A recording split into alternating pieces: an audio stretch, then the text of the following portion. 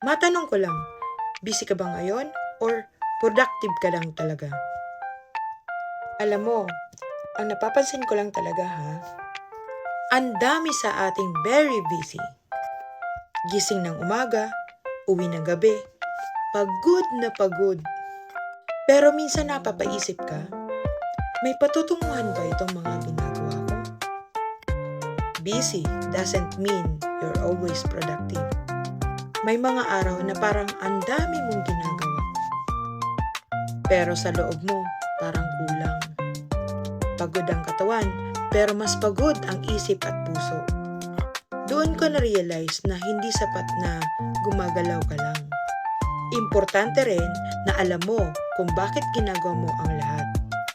Minsan, kailangan mo din huminto sandali.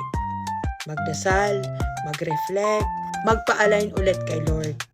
Kasi, pag tama ang purpose mo, kahit pagod ka, may peace of mind ka. Kahit mabagal, may direksyon.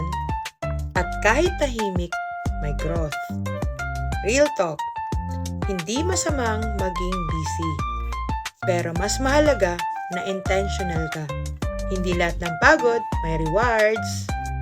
Pero ang lahat ng purpose may bunga. Kaya ikaw, tanungin mo ang sarili mo tonight. Busy lang ba ako? Or ginagawa ko ba yun talagang para sa calling ko?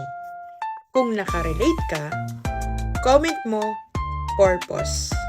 At ishare mo to sa taong kilala mo na kahit pagod na, lumalaban pa rin.